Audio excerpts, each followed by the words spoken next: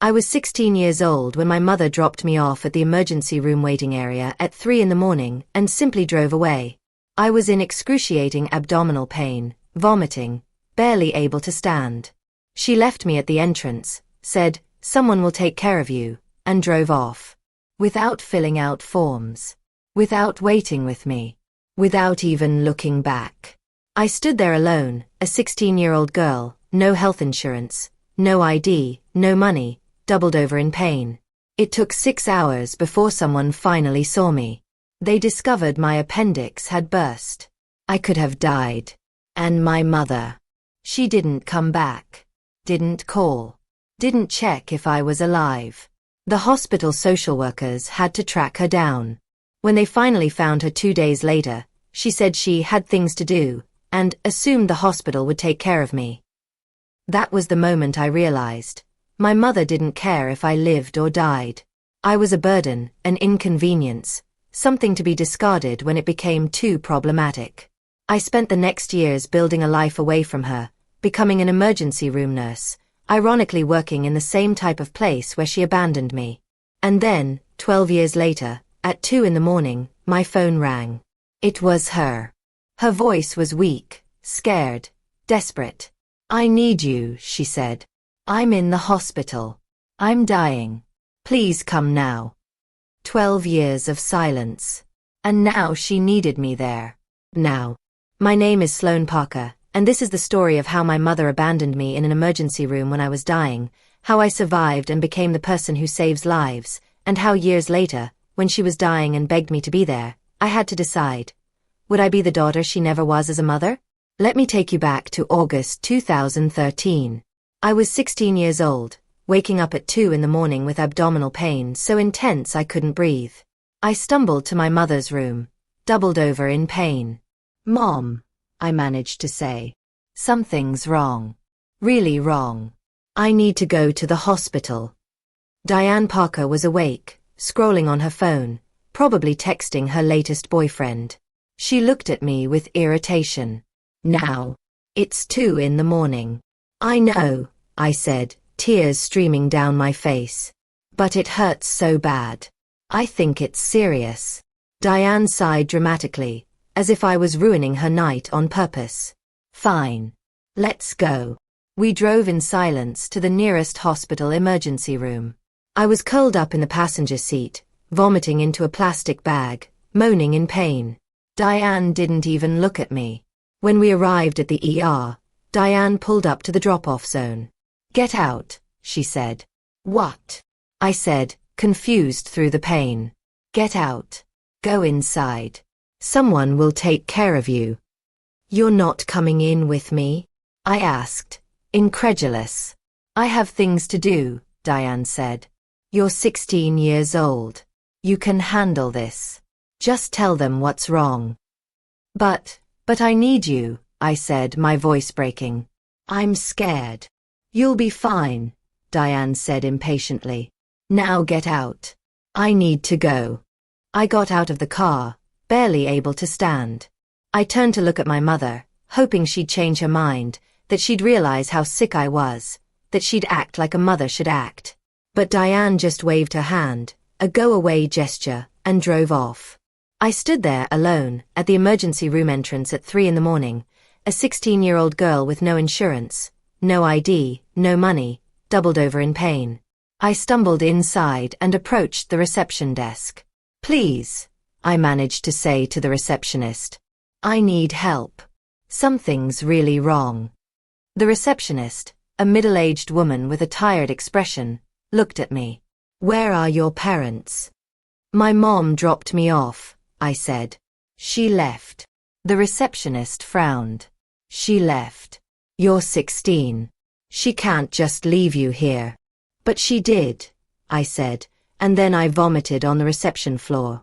Everything became blurry after that. I remember being put in a wheelchair, being taken to a triage room, a nurse asking questions I could barely answer. "What's your name? How old are you? Where's your mother? Do you have insurance? What are your symptoms?" I tried to answer, but the pain was too intense. All I could do was cry and say, "It hurts, It hurt so much. They put me on a gurney in the waiting room. Not in a room, just in the waiting room, because the ER was packed and I had no insurance and nobody knew how serious it was. I lay there for hours. 3 hours.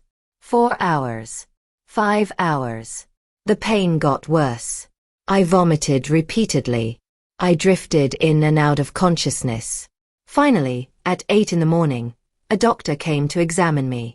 Dr. Chen, her badge said. She looked at me and her face became serious. How long has she been here? Dr. Chen asked the nurse. Since 3 in the morning, the nurse replied. 5 hours. Dr. Chen said, her voice rising. She's clearly in crisis. Why hasn't anyone examined her before? We weren't sure how serious it was and she has no insurance and, I don't care about insurance, Dr. Chen interrupted. She's a child in pain. Get her to a room now. We need blood work, ultrasound now. They finally took me to a room. Did blood work. Did an ultrasound. And then Dr. Chen came back, her face grave. Sloan, your appendix has burst, she said gently. You have a ruptured appendix. You need surgery immediately. You're developing sepsis. This is very serious. Where is your mother? She dropped me off, I whispered. She left. Dr. Chen looked shocked. She left you here? Alone? You're 16 years old. I know, I said, tears streaming. She said she had things to do. This is neglect, Dr. Chen said, her voice hard. This is abandonment. We'll track her down. But first, we need to get you into surgery. You're going to be okay, Sloan. I promise. I was taken to surgery. I remember staring at the ceiling, at the bright lights, feeling completely alone. My mother should have been there, holding my hand, saying everything would be okay. But she wasn't. I was alone. Always alone. I woke up from surgery in a hospital room. It was dark outside. I didn't know what time it was, what day it was. Everything hurt. There were tubes connected to me, monitors beeping, a nurse checking my vitals. Welcome back, the nurse said gently. Surgery went well. You're going to recover, but it was close. Your appendix had burst and you were developing sepsis. A few more hours and, well, it's good you got here when you did. Is my mom here? I asked, my voice hoarse. The nurse hesitated. We're still trying to contact her. Social workers are working on it. She didn't come, I said, not as a question but as a statement. She dropped me off and didn't come back. I'm sure there's an explanation, the nurse said, but she didn't sound convinced. But there was no explanation. Not a good one, anyway. It took 2 days for social workers to track down Diane. When they finally found her, she was at home. Not at work, not in an emergency, just at home. Why didn't you come back to the hospital? The social worker, a woman named Ms. Rodriguez, asked Diane over the phone, with me listening. I assumed the hospital would take care of her, Diane said casually. She's 16. She doesn't need me to hold her hand. Your daughter had emergency surgery, Ms. Rodriguez said, her voice tight with contained anger. She almost died. She's alone in a hospital room. She's a minor. You're legally responsible for her. I've been working, Diane lied. I couldn't get away. Mrs. Parker, we checked with your employer. You haven't worked the past 2 days. You just didn't come. Your daughter needs you. I'll come when I can, Diane said. I have things to do. She never came. I spent 5 days in the hospital, alone. Nurses and doctors checked on me, were kind, but they weren't family. Ms. Rodriguez visited daily, bringing magazines and words of encouragement, but it wasn't the same. I wanted my mother. Even knowing Diane was a terrible mother, even knowing Diane had never really cared, I still wanted her to show up. Wanted Diane to prove me wrong, that deep down, Diane cared. But Diane never showed up. On the 5th day, Dr. Chen came to sit with me. How are you feeling? She asked. Better, I said. Physically, at least. And emotionally? Dr. Chen asked gently. I started crying. My mom didn't come. She didn't call. She doesn't care if I'm alive or dead. I'm so sorry, Dr. Chen said, taking my hand. You don't deserve this. No child deserves this. Why does she hate me? I asked. What did I do wrong? You did nothing wrong, Dr. Chen said firmly. This isn't about you. This is about her. Some people shouldn't be parents. They don't have the capacity to love selflessly, to put another person's needs above their own.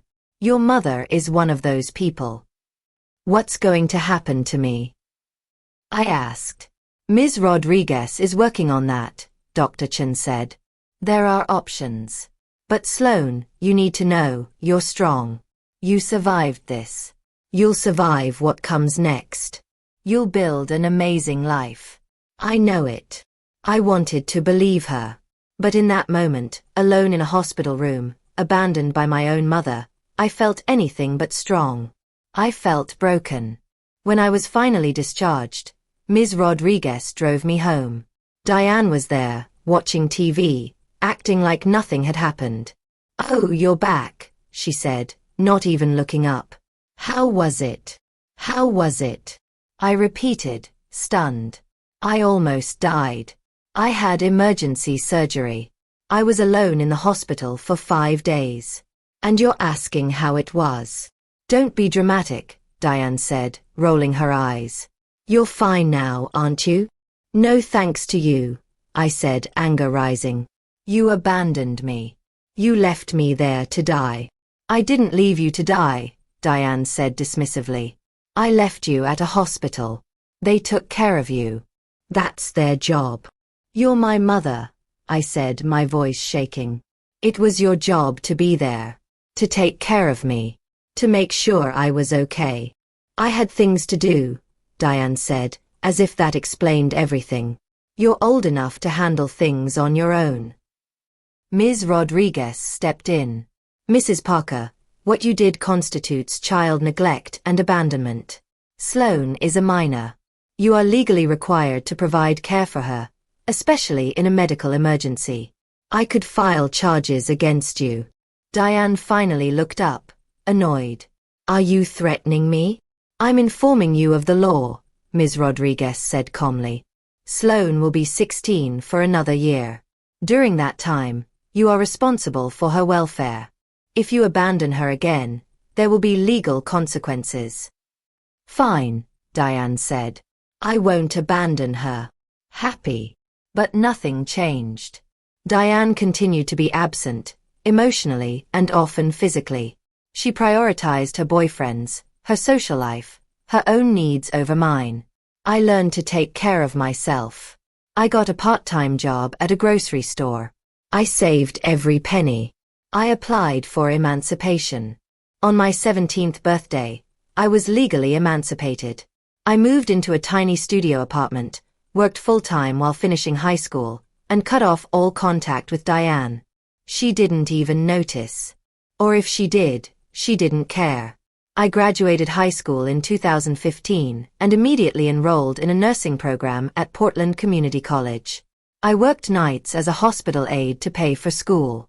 It was exhausting, but I was driven by something deeper than ambition. I was driven by the memory of being abandoned in that ER, of lying there for hours in pain, of feeling invisible and unwanted. I wanted to make sure no one ever felt that way again. I wanted to be the person who showed up, who cared, who saved lives. I graduated from nursing school in 2018 and got a job as an ER nurse at the same hospital where I'd had my surgery. Dr. Chen was still there, now the head of the emergency department. I knew you'd come back, she said when she saw me on my first day. I knew you'd turn this trauma into purpose. You saved my life, I told her. I want to do the same for others. You will, Dr. Chen said. You already are. I loved my job. It was hard, emotionally draining, physically exhausting, but it was meaningful.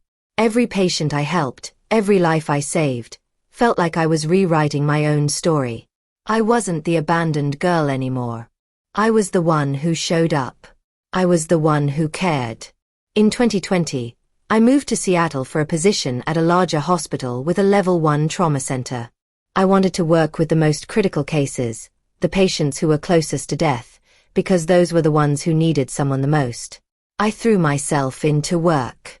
I didn't date, didn't have close friends, didn't let anyone get too close.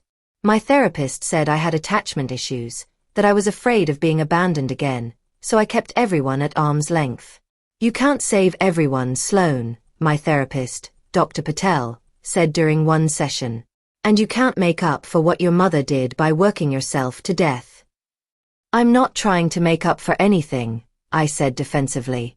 I'm just doing my job. You're doing more than your job, Dr. Patel said gently. You're trying to prove you're worthy of love by being indispensable. But you don't need to prove that. You're already worthy. I knew she was right intellectually, but emotionally, I couldn't accept it.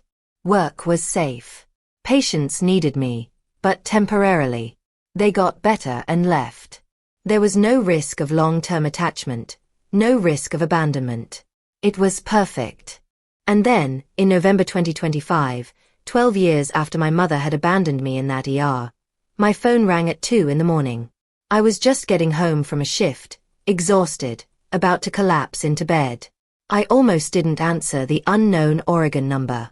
But something made me pick up. Hello. Sloan. Is this Sloan Parker?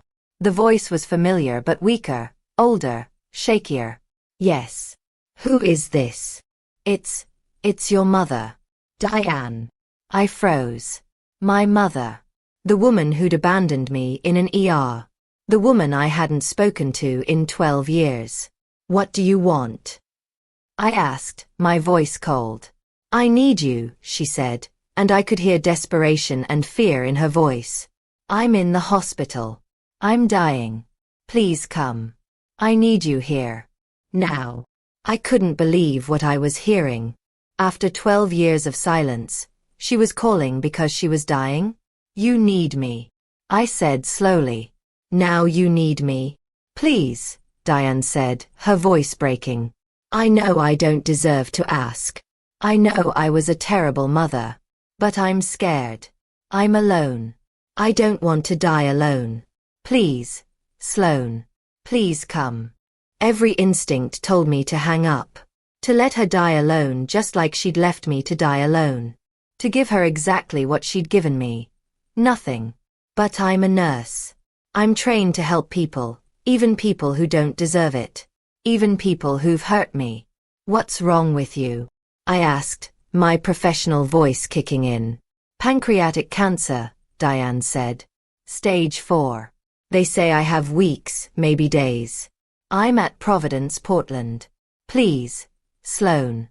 I'm begging you. I closed my eyes. Pancreatic cancer. Stage 4. That was a death sentence. She really was dying. I'll think about it, I said. I'll think about it. Diane repeated, shocked. I'm dying and you'll think about it? You left me in an ER when I was dying, I said, my voice hard now. You drove away. You didn't come back for 5 days. You didn't care if I lived or died. So yes, I'll think about it. That's more than you gave me. Sloan, please. I hung up. My hands were shaking. I felt a storm of emotions. Anger, pain, guilt, satisfaction, confusion. My mother was dying. The mother who'd abandoned me, who'd never loved me, who'd made my childhood a nightmare of neglect. She was dying and she wanted me there. Part of me wanted to ignore her, to let her die alone, to finally have my revenge. But another part of me, the nurse part, the part that had dedicated my life to making sure no one felt abandoned like I had, couldn't do it. I couldn't be like her. Even if she deserved it. I called Dr. Patel, even though it was 2 a.m. My mother called, I told her. She's dying. She wants me to come. How do you feel? Dr. Patel asked. I don't know, I admitted. Part of me wants to let her die alone. Part of me feels like I should go. I don't know what to do. What do you want to do?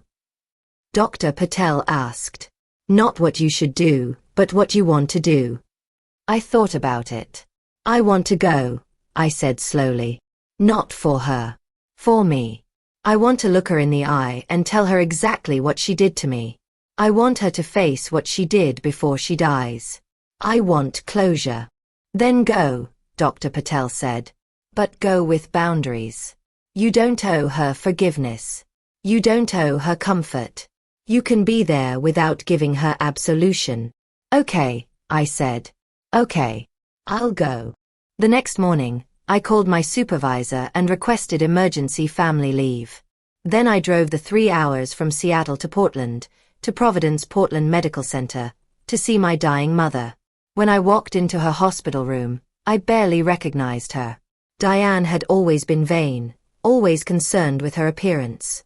But the woman in the bed was skeletal, yellow with jaundice, hooked up to IVs and monitors. Cancer had ravaged her.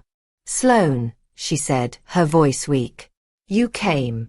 I came, I said, standing at the foot of the bed, not approaching. But I'm not here to hold your hand and tell you everything's okay. I'm here for me, not for you. Diane's eyes filled with tears. I understand. Do you? I asked. Do you understand what you did to me? Do you remember dropping me off at an ER when I was 16 and driving away?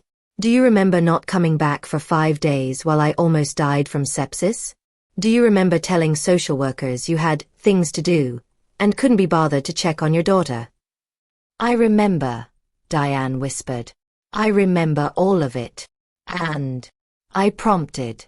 Why did you do it? I don't know, Diane said, crying now. I was selfish. I was immature. I never wanted to be a mother. I had you because I thought it was what I was supposed to do, but I wasn't ready. I wasn't capable. I resented you for existing, for needing things from me, for being an inconvenience. So you abandoned me, I said. Multiple times. Emotionally, physically. You left me to raise myself. And when I was literally dying, you couldn't even be bothered to stay. I know, Diane said. I know. And I'm sorry. I'm so sorry, Sloan. I was a terrible mother. The worst mother. You deserved so much better. I did, I agreed. I deserved a mother who loved me, who protected me, who showed up. But I didn't get that. I got you. I'm sorry, Diane said again, sobbing now. I'm so sorry. I know it doesn't change anything. I know it's too late. But I need you to know, I'm sorry. I stood there, watching her cry, feeling nothing. No satisfaction, no vindication, no relief. Just emptiness. Your apology doesn't fix anything, I said. It doesn't undo the damage. It doesn't give me back my childhood. It doesn't erase the trauma. I know, Diane said. But I had to say it. Before I die, I had to tell you I'm sorry. Okay, I said. You said it. Now what? Now? I don't know, Diane admitted. I was hoping you could forgive me. That you could stay with me. That I wouldn't have to die alone. You want me to forgive you? I asked. After everything? I know I don't deserve it, Diane said. But I'm asking anyway. I thought about it. I thought about the 16-year-old girl lying in an ER for hours, scared and alone. I thought about the years of therapy, the attachment issues, the walls I'd built. I thought about all the ways Diane's neglect had shaped my life. I can't forgive you, I said finally. Not yet. Maybe not ever. What you did was unforgivable. Diane's face crumpled. I understand. But, I continued, I won't leave you to die alone. Not because you deserve my presence, but because I'm not you. I'm not cruel. I'm not selfish. I'm the person who shows up, even when it's hard. Even when the person doesn't deserve it. Thank you, Diane whispered. Don't thank me, I said. I'm not doing this for you. I'm doing this for me. So I can look at myself in the mirror and know I'm nothing like you. I stayed in Portland for the next 2 weeks. I visited Diane every day, but I maintained strict boundaries. I didn't hold her hand. I didn't offer comfort. I sat in a chair across the room and answered her questions about my life in short, factual sentences. You're a nurse? Diane asked one day. Yes. An ER nurse. That's wonderful, Diane said. Is it because of what happened to you? Yes, I said. I wanted to make sure no one else felt abandoned the way I did. Diane started crying. I'm so sorry. I'm so sorry I made you feel that way. Your apologies don't change anything, I said. They don't undo the past. I know, Diane said. But I need to keep saying it. I need you to know how much I regret everything. Over those 2 weeks, Diane tried to connect with me, to build some kind of relationship, but I kept her at arm's length. She asked about my life, my friends, my relationships. Are you seeing anyone? She asked. No, I said. Why not?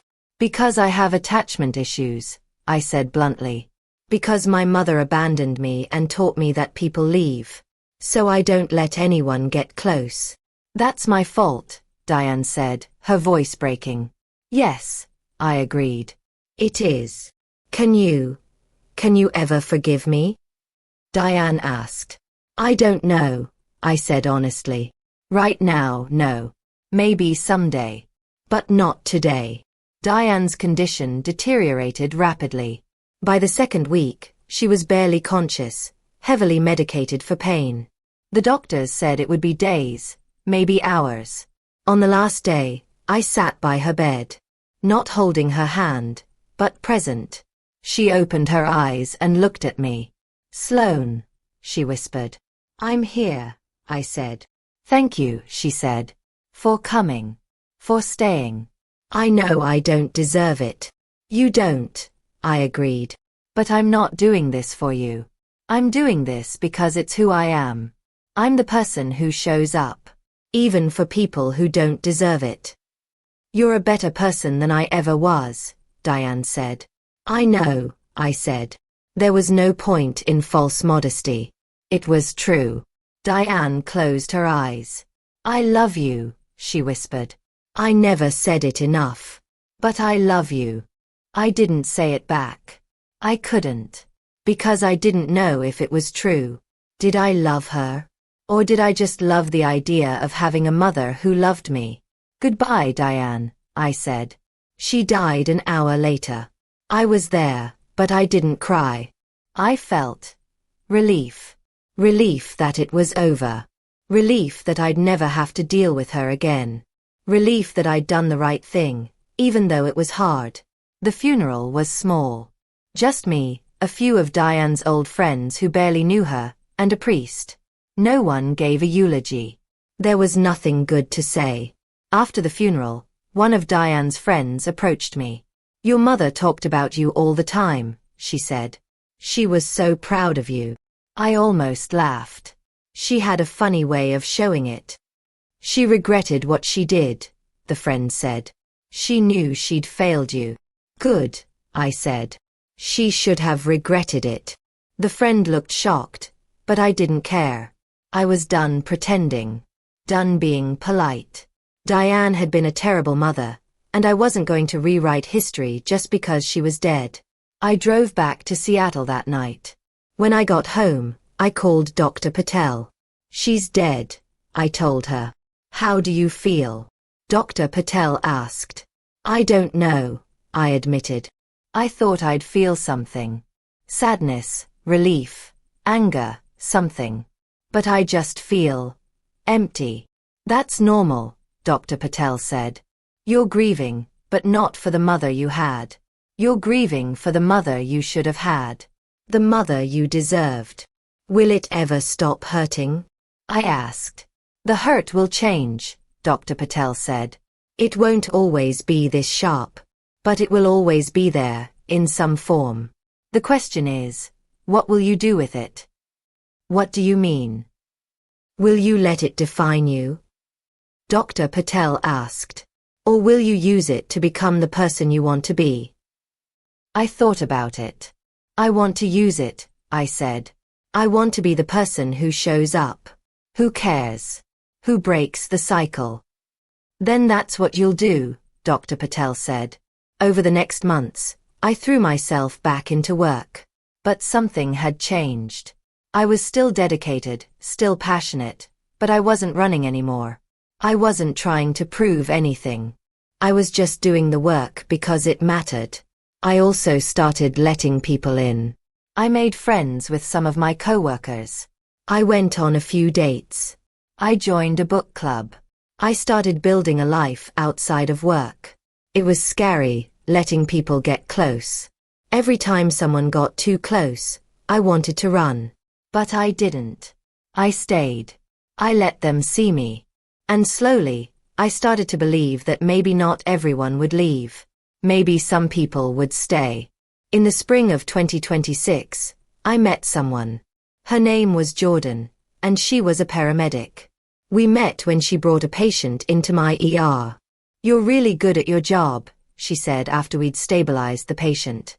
Thanks, I said. You too. Want to grab coffee sometime? She asked.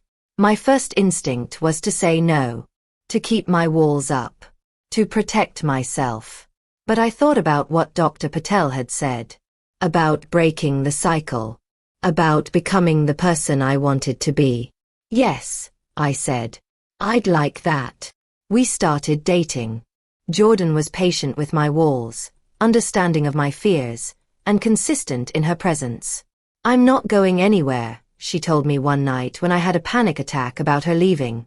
I'm here. I choose to be here. Those words healed something in me. Someone was choosing to stay. Not because they had to, not because I was useful, but because they wanted to. My mother abandoned me, I told Jordan one night. Multiple times. The worst was when I was 16 and she dropped me off at an ER and drove away. I almost died. I'm so sorry, Jordan said, holding me. That's unforgivable. She died last year, I said. She called me when she was dying and asked me to come. And I did. I don't know if that makes me weak or strong. It makes you compassionate, Jordan said. It makes you the kind of person who shows up, even when it's hard. That's not weakness. That's strength.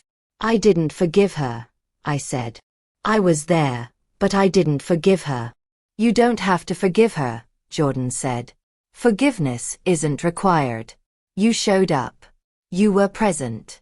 That's more than she deserved. I wanted to be different than her, I said. I wanted to prove I wasn't like her. You are different, Jordan said firmly. You're nothing like her. You're kind, compassionate, dedicated. You save lives. You show up for people. You're everything she wasn't. I started crying. I'm scared, I admitted. I'm scared you'll leave. Everyone leaves.